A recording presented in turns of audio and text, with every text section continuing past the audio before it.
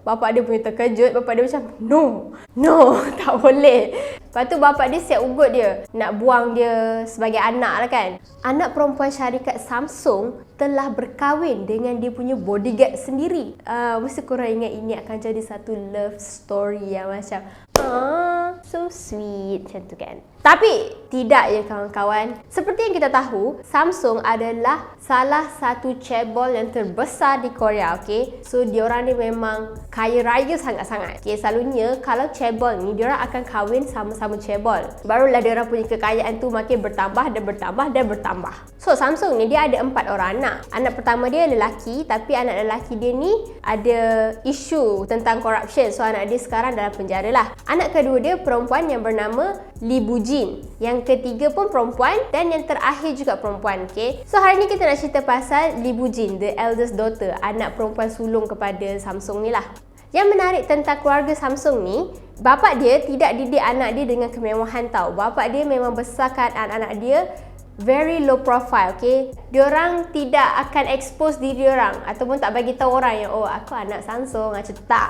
Bila diorang dah besar, dah reveal kat media yang diorang ni anak Samsung, barulah orang tahu. Anak dia yang perempuan ni dikatakan adalah anak kesayangan kepada bapak dia. Memang kalau mana-mana bapak dia pergi, bapak dia memang bawa anak dia ni daripada kecil lagi. So semua orang macam panggil dia ni Samsung Princess. Nak kata bagus ni keluarga Samsung ni, dia memang suruh anak dia belajar. Dia tak nak anak dia rasa macam dia privilege dan boleh buat sesuka hati je kan. Kalau nak manage business, kena ada ilmu dan kena tahulah. Jadi macam itulah yang terjadi dekat anak perempuan dia, Lee Bujin ni. So Lee Bujin ni memang kat sekolah pun sentiasa dapat grade yang bagus-bagus. Lepas tu dia berjaya masuk Universiti Yonsei dekat Korea. Yonsei ni antara universiti yang hebat lah dekat Korea tu. Dan dia start lah nak bekerja dekat company bapak dia. Dia punya jawatan pertama adalah intern. Okay, intern di department yang random. Selama 5 tahun dia bekerja as intern tau. So bila intern ni, dia dihantar ke semua department. So dia tahu semua macam mana department ni berfungsi, okay? Tapi sebab anak dia ni memang seorang yang bijak, seorang yang kompeten. Bila dekat intern tu, ramai juga orang suka dia sebab dia memang pandai rasa, dia memang budak bijak. Dia memang seorang businesswoman. Selepas 5 tahun, barulah bapak dia rasa macam, okay, you layak. So bapak dia bagi jawatan yang tinggi. Dan daripada situ, bapak dia start reveal kepada media, oh inilah anak aku. So kat situ barulah semua orang tahu yang dia ni anak Samsung. Okay, so siapa yang waktu intern tu buat tak baik kat dia, memang waktu tu macam, aduh, apa aku buat ni? Macam gitulah kan. Bila dah reveal kat media dia ni anak Samsung, so bapak dia pun hire lah 10 orang bodyguard untuk lindungi dia ni lah.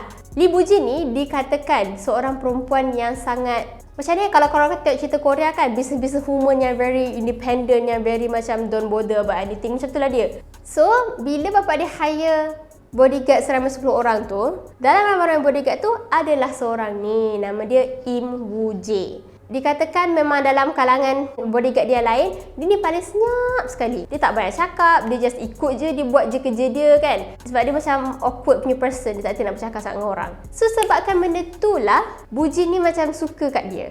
Dia orang macam lama-lama macam makin rapat. So Bujin ni pun cakap dia suka dekat bodyguard dia, Woo Jae ni. Obviously, dia ni kan ada cebol paling kaya dekat Korea. Bila dia cakap dia suka kat bodyguard dia, yang akan jadi masalah bodyguard dia, bukan dekat Bujin tu. Antara kemungkinan yang bodyguard dia akan hadapi tu, mungkinlah kena buang kerja.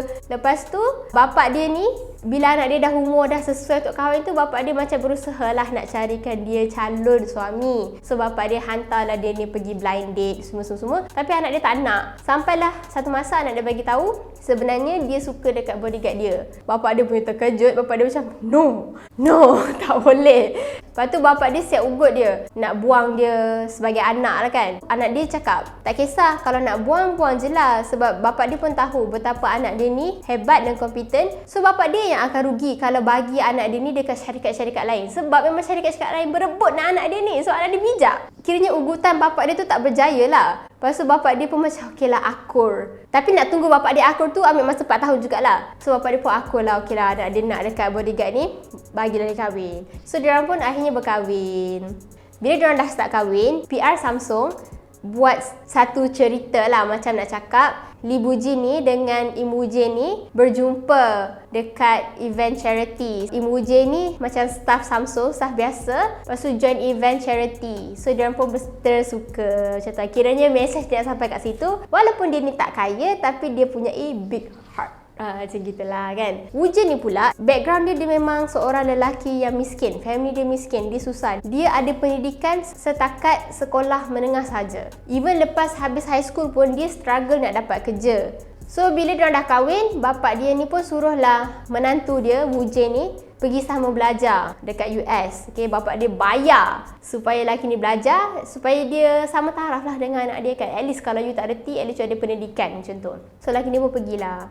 Lelaki ni waktu bila dekat US tu, dia struggle. Yelah, sebab dia kiranya memang akademik dia tak pandai sangat. Lepas tu masuk universiti prestige dekat US. So dia struggle. Dia sendiri cakap, dia alfabet ABC tu pun dia tak kenal. Dia hanya kenal yang Korean punya sahaja. So dia struggle sangat waktu dia dekat US tu. Sampai dia sendiri report, dia ada beberapa kali untuk attempt bunuh diri. Bila dekat US tu sebabkan dia stress apa semua, dia curang mat.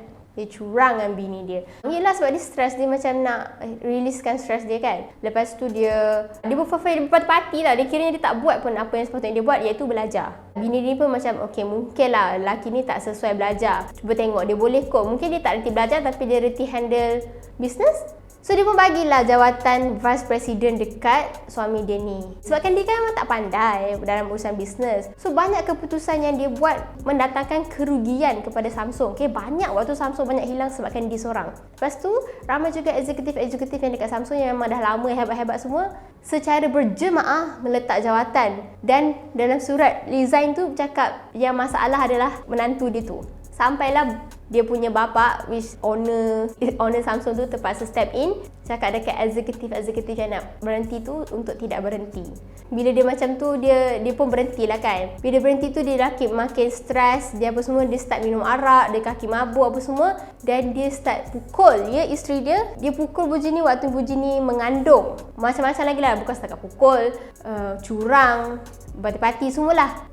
Lepas tu sampailah tahun 2014, Boo-ji ni decide untuk okey lah, dia nak ceraikan suami dia. Bila bercerai, laki dia ni obviously tak nak. Sebab yelah kan, siapa je tak nak duduk dengan orang paling kaya dalam Korea kan. Cakaplah sebenarnya dia tak nak pun kahwin dengan Boo-ji ni.